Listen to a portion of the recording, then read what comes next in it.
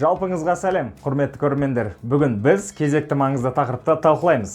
Ол артериалды қан қысымын дәрісіз қалай төмендетуге болады деген тақырып. Жоғары қан қысымы әлемде көптеген адамдарға әсер етіп отырған денсаулықтың мәселесі. Осы видеода мен сіздің денсаулығыңызды жақсартуға көмектесетін қарапайым әрі тиімді әдістермен бөлісем. Жоғары қан қысымы жүрек қан тамыр ауруларының негізгі себептерінің бірі болып табылады. Төменде мен айтатын кеңестер сіздің денсаулығыңызға пайдалы болатынына мен өте сенімдімін. Ендеше бастайық. Қан қысымының жоғары болуы жүрек ауруы, инфаркттың, ми қан тамырларының жарылуы, инсульттың және бүйрек жетіспеушілігіне алып келетін негізгі факторлардың бірі болып табылады. Сондықтан қан қысымын уақытында бақылау және табиғи жолдармен төмендету денсаулық үшін өте маңызды. Сол себепті видеоны соңына шейін көріп, сіздер үшін айтылатын пайдалы кеңестерді алыңыздар. Осы видеомен осы таныстарыңызбен бөлісіңіздер, олар да көрсін, білсін.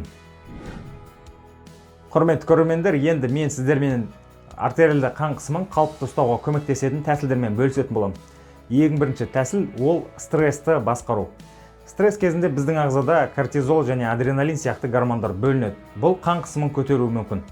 Терең тыныс алу, медитация және йога ағзаны тыныштандырып, қан қысымын төмендетуге көмектесетін әдістерге жатады.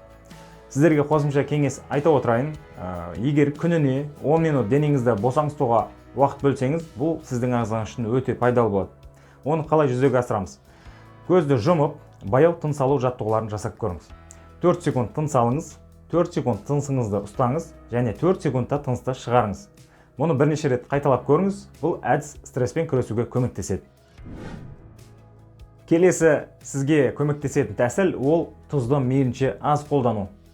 Тұзды тұтыну көлемін азайту қан қысымын қалыпты деңгейде ұстаудың маңызды қадам болып табылады.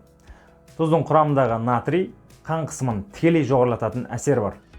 Натрий тұзы, яғни ас тұзы, ағзаға көп мөлшерде түссе, су ағзада кідіріп, қан көлемін арттырады. Ал ол болса, қан тамырларына түсетін жүктемені көбейтіп, қан қысымын көтереді. Жоғары қан қысымымен ұзақ уақыт бойы өмір сүру жүрек қан тамыр ауруларына, жүрек талмасына және инсультқа алып келуі мүмкін. Қан қысымын қалыпты деңгейде ұстап тұру үшін күнделікті тұз мөлшерін шамамен 5 граммнан асырмау ұсынылады.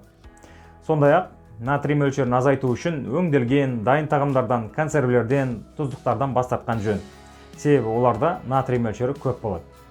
Сіздерге менен кеңес болсын, айта отырайын сіздерге. Тұздың орнына тағамдарыңызға табиғи шөптер мен дәмдеуіштер қосып, дәмін жақсартуға болады.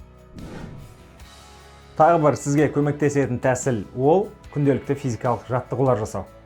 Күнделікті физикалық жаттығулар жүрек қан тамыр жүйесіне оң әсер етеді және де қан қысымын төмендетеді.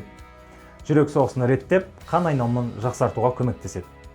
Сіздерге кеңес аптасына кем дегенде 150 минут жаяу жүру немесе жеңіл жаттығулар жасау ұсынылады. Егер де сіз таңертең уақытта 15-20 минут жаяу жүруді әдетке айналдырсаңыз, денсаулығыңыздың жақсарғанын байқайтын боласыз. Ал келесі тәсілді мен ең негізгі тәсіл деп ойлаймын. Ол қан қысымын төмендету үшін диетаға көкөністер, жемістер, майсыз белоктар және тұтас дәнді дақылдарды қосу. Калийге бай тағамдар қан қысымын реттеуге көмектеседі. Мысалы, банан, қызанақ, тәтті картоп секілді. Оған қоса суды жеткілікті мөлшерде ішу де өте маңызды. Су қан тамырларын кеңейтіп, қан айналымының жақсаруына көмектеседі. Егер сіз күнделікті ас мәзірінде жасыл шай, зәйтүн майын, сарымсақ қолдансаңыз, керемет болады.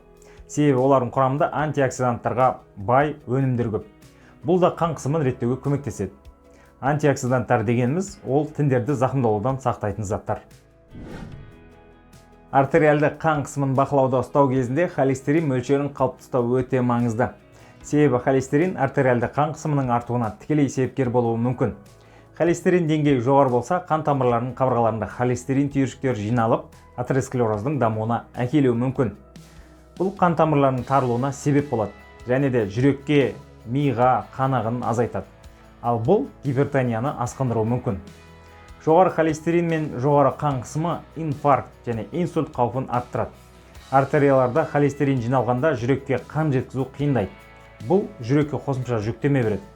Қан тамырларының серпімділігін сақтау үшін, яғни эластикалық қабілетін, ол үшін холестерин деңгейін қалыпты ұстау керек.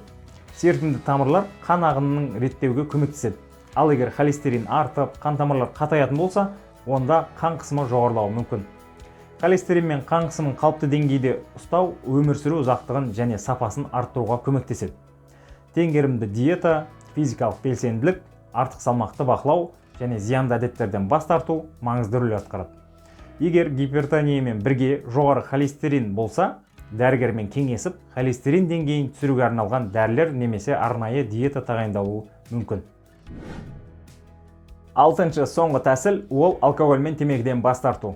Темекі мен алкоголь қан тамырларын тарылтып, қан қысымын арттырады. Сондықтан оларды мүмкіндігінше азайту керек. Сіз темекі шекпей, алкогольді шектеу арқылы өз ағзаңызды кәдімгідей жақсартып аласыз. Маған сенбесеңіз, өзіңіз жасап көрсеңіз болады. Сонда көз жеткізетін боласыз. Ол үшін сіз бар ерік-жігеріңізді жинап, шын ниетіңізбен бастаңыз. Қан қысымын дәрі-дәрмексіз бақылауда ұстау бұл сіздің өмір салтыңызды жақсартуға бағытталған шара. Осы жоғарыда мен айтқан әдістерді тұрақты қолдансаңыз, сіз өзіңізді жеңіл сезініп, нәтижесін байқайтын боласыз. Егер менің бұл видеом сізге пайдалы болды деп ойласаңыз, лайк қойып, төмендегі подписаться деген батырманы басып, менің арнама жазылуды ұмытпаңыз. Келесі видеоларда сізбен басқа да қарапайым пайдалы кеңестермен бөлісетін боламын. Жіберіп алмаңыздар. Ауырып еміз дегенше ауырмайтын жол іздеңіздер. Келесі видеоларда жолыққанша сау сәлеметті болыңыздар.